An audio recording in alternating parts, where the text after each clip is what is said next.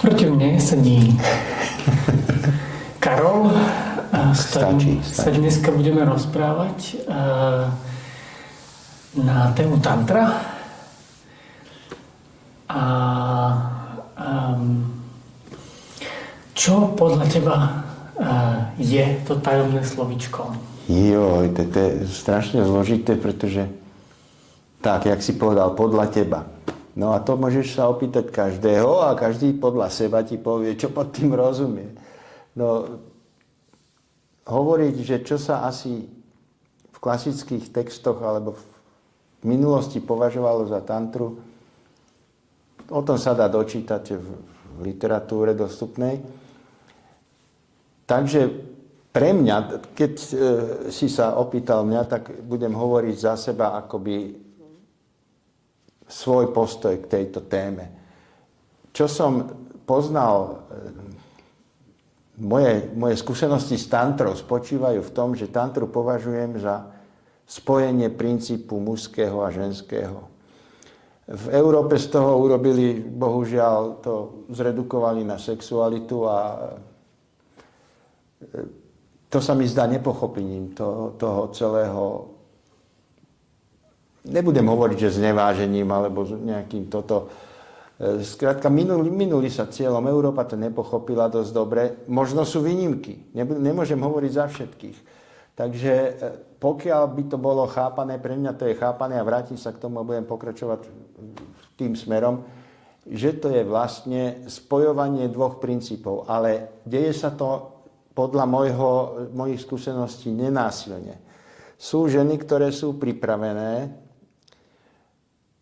spojiť sa s tou energiou duchovnou, nie živočíšnou, s tou fyzickou. To je pripravená každá. Táto tantra, tá fyzická, existuje aj u zvierat. Párenie sa, to je jedna vec. Je to akoby prvopočiatok toho tantrického princípu, ale strašne oklieštený, strašne zredukovaný len na tú hmotnú úroveň. Takže sú zapojené len spodné čakry. U človeka, to je zvieratko, ktoré je vyvinutejšie než ostatné zvieratka, tak tam presakuje to vedomie aj do vyšších úrovní a zasahuje stred tela, ktorý je v podstate už citovou úrovňou. No, existuje ešte potom podľa môjho zistenia tretí stupeň tantrického spojenia, kde vôbec nedochádza k fyzickému sexuálnemu spojeniu, ale len k mentálnemu spojeniu. A tam dokonca táto tantra je možná aj medzi osobami, tam nezáleží na pohlaví. Tam sa dve vedomia, pokiaľ sa jedná o muža, pokiaľ on má dostatočný v sebe aktivovaný jinový prvok, tak ten jinový prvok sa vie naviazať na nositeľa toho jangového. Ak sedia proti sebe dvaja muži napríklad, teraz hovorím o tomto, jeden z nich je viac jinový, druhý viac jangový, tak môže dojsť k tomuto tantrickému prepojeniu, mentálnemu, hovorím. Fyzické ani náhodou. Takisto u žien. Z praxe mám skúsenosť, že sú ženy, ktoré sa krásne vedia zjednotiť s tým mužom, vedia zdieľať spoločný stav vedomia, v podstate príjmú tú singularitu, ktorej muž je nositeľom. Pre ženu není príliš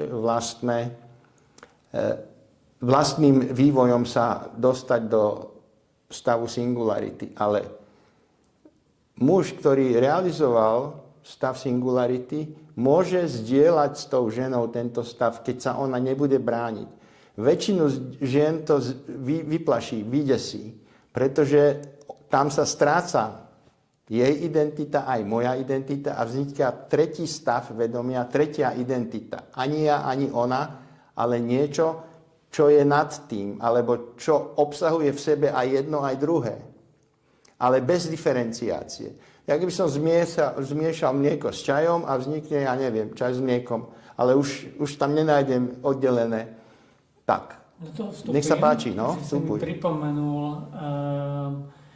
keď som rozprával o krásnom milovaní pred dávnymi rokmi, tak som vlastne použil podobnú metaforu. Vlastne som to popísal, že vlastne v tom milovaní už tam nebol ako muž, žena, ale že vlastne som zažíval, že sme láskou. A v tej láske vlastne sa tie dve tela a dve centra vedomia ako nejakým spôsobom interagovali. Ale jasne sme zažívali, že vlastne sme stratili tú svoju bežnú identitu, že ja som tu teraz Tomáš, ktorý šukal krásnu ženu, čo je proste akože v podstate porno. V hrubom, áno, v zmysle slova dá sa tak povedať, hej. Ale vlastne sa zmenila tá identifikácia, ako by to skutočne bola nejaká akože neosobná energia, môžeme to nazvať láskou, v ktorej sa tá interakcia celá odohrávala a ja som bol tým pólom, ja som bol vlastne akože tou kvalitou, v ktorej sa tie dve telá dotýkajú, stimulujú a tak ďalej.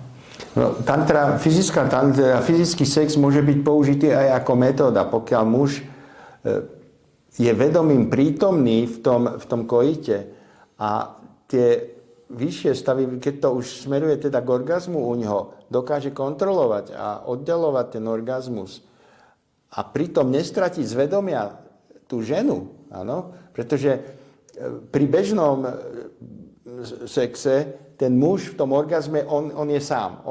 Ona tam s tým nemá nič spoločné. A to ženy cítia. Oni vedia, že si ju nezobral. On sám si vybehne do nebeských úrovní, prežije na krátky okamžik, nevie čo.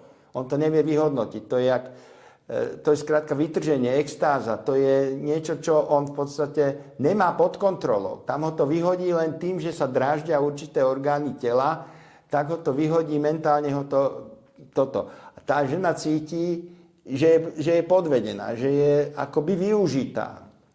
A to mnoho žien ťažko znáša. Pokiaľ ten muž by aj počas koitu dokázal udržať vo vedomí tú ženu, tak to by bola tantra, síce hrubá, fyzická, lebo penis je vo vagíne, normálna súlož akoby, len má to hlbší obsah. Takto sa dá prebojovať, alebo dovyvinúť k tomu, že ja tú energiu, ktorú v bytosti mi viaže to fyzické spojenie, ja si ju presuniem hore do vyšších úrovní a vypustím to fyzické spojenie. Zistím, že ja ho nepotrebujem.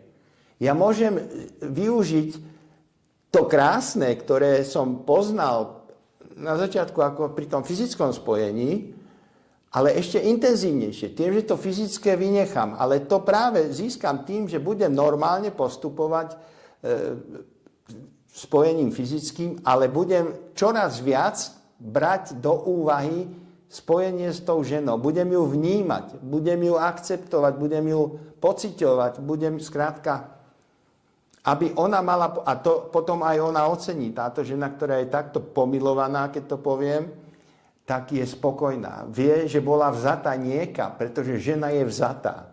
V kresťanstve to je sviatok na nebo vzatia Panny Márie. Je na nebo vstúpenie Pána. Muž tam ide priamo do neba, keď použijem výraz nebo.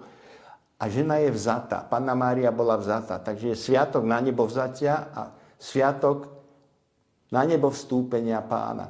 Rozlišujú v tejto veci. Teda aspoň hovoria, ale oni nerozlišujú. Oni si myslia.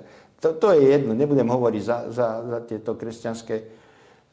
Len je to tam zakodované, no? Mne sa páči, že si použil termín, že keď ju akože vezme. Vezme, áno. Keď si ju vezme tam so sebou, pretože ja sa domnievam, že aj vlastne symbolika manželstva. Áno, on si ju vzal. Svadby je vlastne ona sa vydala. O tomto, že vlastne akože muž si vezme do singularity, do pravého ja, do vlastne toho priestoru, božského priestoru, vlastne, že si ju zoberie tam so sebou. Tak. Lebo spravidla muži nechávajú tú ženu tak, pokiaľ teda ju nie sú schopní zobrať do vedomia. A muž má túto problém, pretože tým, že berie ženu, tak stráca identitu. A muži sú na to strašne hákliví, na ego. Muž, ktorý má silne vyvinuté ego, nemá záujem brať do vedomia druhú bytosť a zjednotiť sa s ňou, lebo stráca svoju identitu. Preto je strašne málo mužov. Pripravených žien som našiel veľa. No veľa. V porovnaní s počtom mužov. Áno. Takže ja to poznám v objatí. Objímem tú ženu a tá žena sa odovzdá a okamžite sa cíti prijatá, vzatá. Môže to vyjadriť slovami, nemusí. To je pocitová záležitosť. Ten muž to cíti. A sú ženy, ktoré sa ani nepriblížia, ani na meter k tomu mužovi z dôvodov, neviem akých, to je jedno, nesympatie alebo niečo také. To je druhoradé. Takže toto je taký test toho, či tá žena je pripravená. Ale zase ono je to aj o osobných sympatiách. Tam je veľa premenných veličín, veľa parametrov, ktoré musia byť splnené, aby došlo k tomu prijatiu vzájomnému, lebo musia obidva póly. Niekedy to je tak spontánne, že sa pozrú na seba a je to hneď jasné. Áno. Je to jasné. Tá žena je pripravená, len chlap konečne, aby došiel a zobral ju. No, hovor. Keď už sme si vlastne akože použili tú alegóriu s archetypom svadby, tak čo podľa teba znamená ten citát, ktorý sa hovorí počas toho obradu, čo Boh spojil, človek nerozdelí?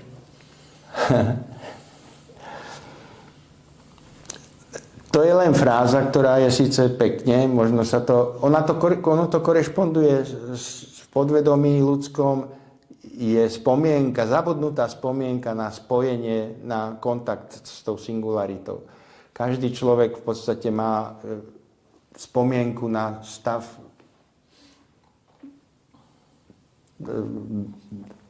každý pozná bezosný spánok. Áno, to je stav, keď je pokoj, tam není nič, tam nič nehrozí, to je stav taký veľmi, veľmi osobný a intimný, tam je človek sám v sebe a týmto vlastne, keď by bol schopný zdieľať tento stav s niekým druhým, tak sa to násobí, sa to potenciuje, sa to načítava, alebo neviem, jak by som to povedal.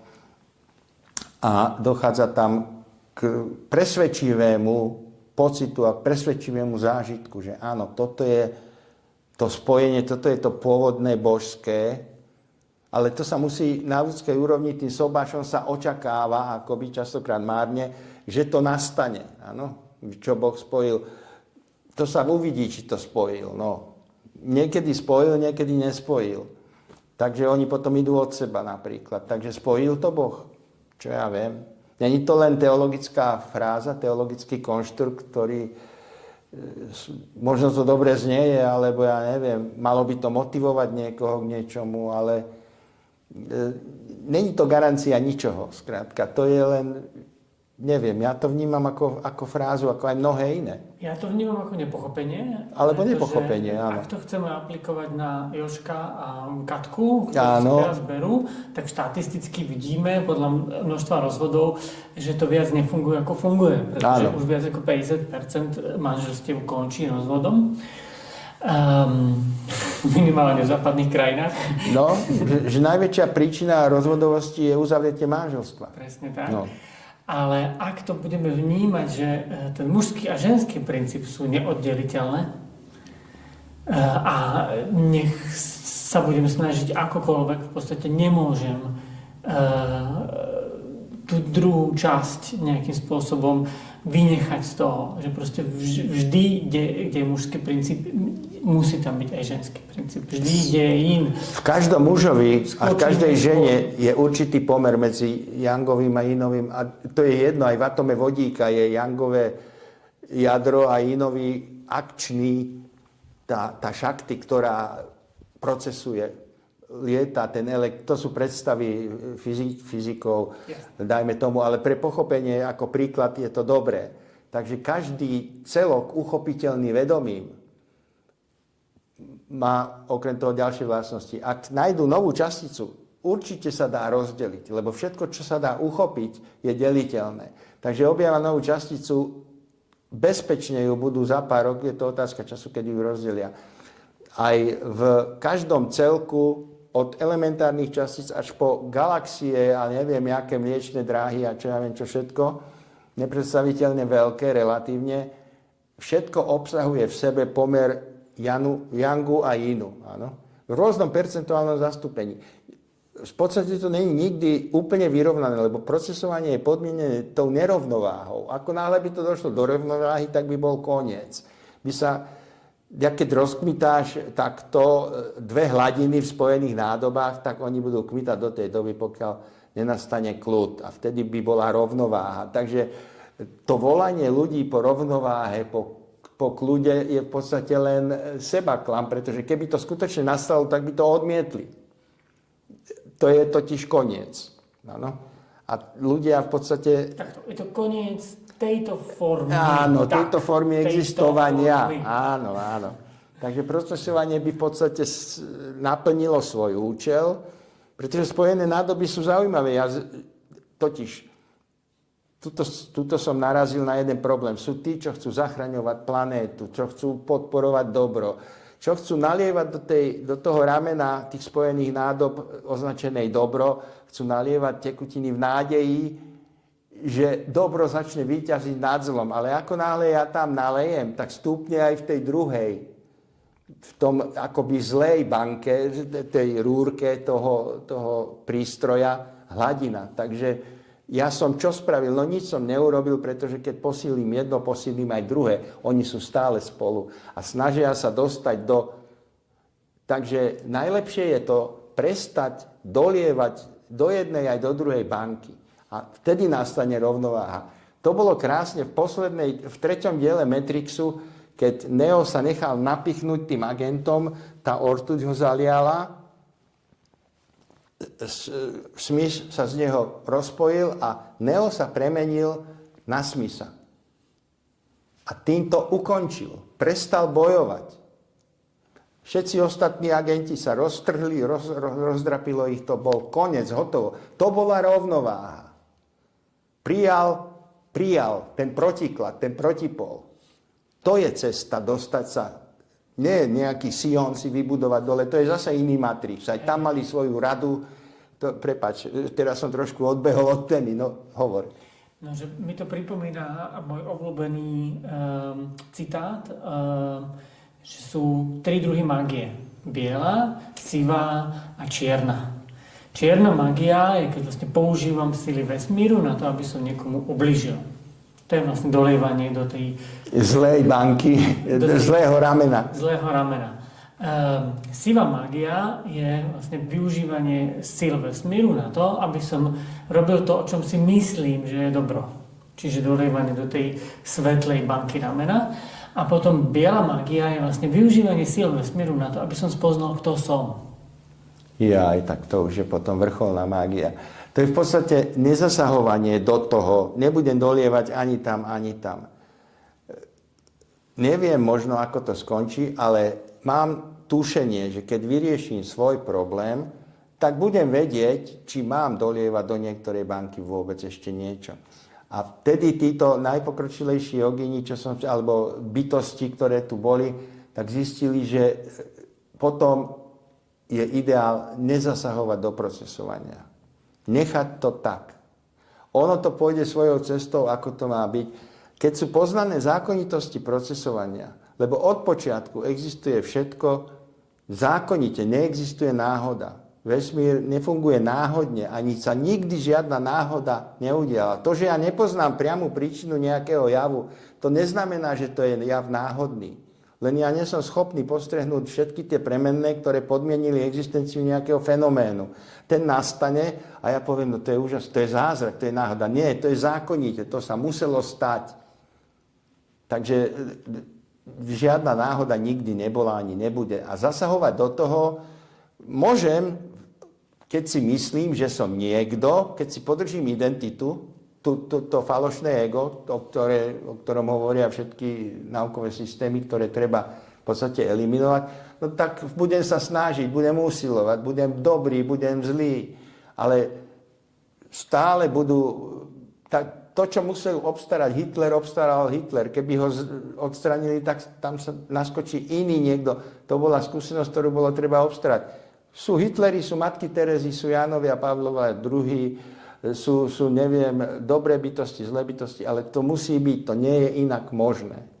To, čo sa deje zákonite. Ja k tomu len doplním, že vlastne po druhej svetovej vojne nastalo najdlhšie obdobie v dejinách Európy bez vojen. Že proste, čo vieme, proste archivovanú históriu Európy, tak vlastne od toho 45. po začiatok balkánskeho konfliktu vlastne... Bol kľud jaký taký, no. Je historicky najdlhšie obdobie proste bez priamých vojenských konfliktov, čo nám zase ukazuje na ten tanec medzi Yinom a Yangom. Áno, vlastne, áno. Tým, že sa to tá vojnová aktivita vlastne veľmi intenzívne počas veľkého a intenzívneho vojnového konfliktu 39 až 45 vlastne akože naplnila, tak to umožnilo proste potom 10 ročia relatívneho. Takže to kontinuum tu je pekne zreteľné. Keď to utrpenie prekročí určitú kritickú hranicu, tak je garantované určité obdobie, pomerne dlhé napríklad, jak si povedal, kde bude pokoj, pretože tu sa to vybilo, vymlátilo. Ten nový status sa postupne minie. To sú ako keby karmické veci. Ono sa to spotrebuje a naraz zase sú tu vojny. Áno? Čím dramatickejšia vojna, tak tým potom ona ako keby vyrobila potom podmienky preto, aby mohol byť určitý čas v kľude, v pokoji. No, to je procesovanie. S tým to treba skončiť. To treba absolvovať a skončiť. Na to není žiadne iné riešenie. Alebo teda pokiaľ mi to nevadí, tak budem stále v tom procese a som ochotný platiť utrpením za to, že budem mať vyhranenú existenciu. Ak som ochotný platiť utrpením za to, že budem individualita, tak môžem, mám nekonečne, nikto mi v tom nezabráni v podstate. A keď budem dostatočne ubolený, ubitý, ubojovaný a už ma to nebude baviť, alebo ja neviem, nebudem vidieť v tom zmysel, no tak s tým skončím. Tak, jak Neo skončil s Osmisom a bol koniec. Vybavené. Potom už nebolo o čom. 4. diel Matrixu už je na nič. Tento je o ničom. Videl si 4. Videl som. No. Karol, prečítam ti citát. Prečítaj. Občas zatúžiš po blízkosti, ľahko vážne prehliadnúc, že tmu, vernú a trpezlivú, máš ustavične na dosah.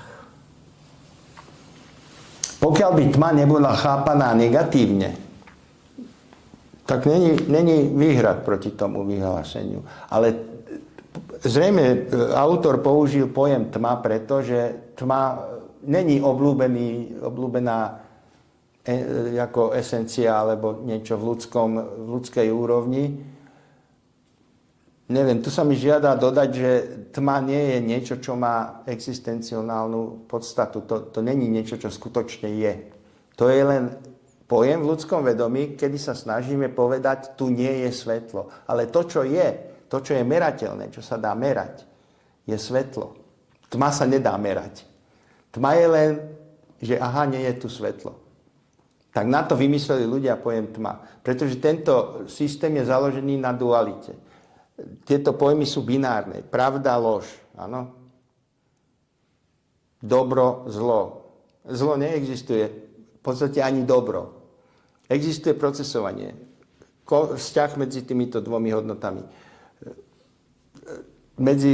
Alebo povieš chlad, zima. Nie, teplota je to, čo je. Teplotu meriaš v stupňoch Celzia. Minus 20 je teplota. Ja viem, ja rozumiem tomu ľudskému, že je zima, áno. Ale zima nie je to, čo meriam. Ja meriam teplotu.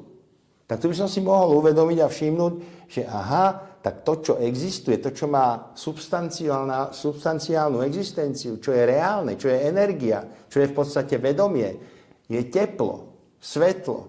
Takže použiť v básni, alebo v literatúre, alebo vo vyjadrení pojem tma, to robím preto, keby som bol umelec, aby som vyvolal smútok v tom čitateľovi, alebo nespokojnosť, alebo niečo, myslím si, teda to je len subjektívny dojem z toho, pretože prečo by som mal používať akoby negatívne pojmy? Určite s tým niečo sledujem, keď som autor nejakého textu. Hej. Ja sa teda domnievam, že v tejto básni Robert Bielik vlastne používa tmu vo významu toho, čo ty nazývaš prázdnotou. No, prázdnotu môžeš vnímať, tam není ani, niekto by ti povedal, že prázdnota je plná svetla. No, zase, prázdnota je charakteristická tým, že tam nie je nič. To je to, keď skutočne vstúpi vedomie do prázdnoty, už to nie je prázdnota. Totiž nie je možné vstúpiť vedomím do prázdnoty. Prázdnota sa môže stať obsahom vedomia. Ty sa môžeš stať prázdnotou, ale tam nie je nič, ani svetlo, ani tma. To je stav nad protikladmi. To, keď sa ti stane, ocitneš sa tam a možno prvýkrát sa ti to ani si nevšimneš. Opakovane, keď sa potom zase vrátiš do normálneho ľudského režimu, tak zistíš, čo to bolo vlastne, jaká prázdnota, čo to je za hovadina, však tam nič nebolo. A vlastne si uvedomíš, že to je stav bezosného spánku, to je to, čo každý pozná, len tam není pozorovateľ. A ty si sa ako pozorovateľ uvedomil v prázdnote, takže si sa stal prázdnotou. Tvoja identita sa tam stráca. To je ďalší desivý zážitok. Pokiaľ sa to stane nepripravenému človeku, tak ide zblázniť. To je smrť, skrátka, tma. Rozumiem tomu. Vtedy by to bola preňho, keby so tam násilím, že si taký mocná bytosť, ktorá násilím niekoho vtlačíš individualitu do stavu prázdnoty, toho zabije. To je tma. Do určitej miery veľa ľudí niečo podobné zažíva po rozchode.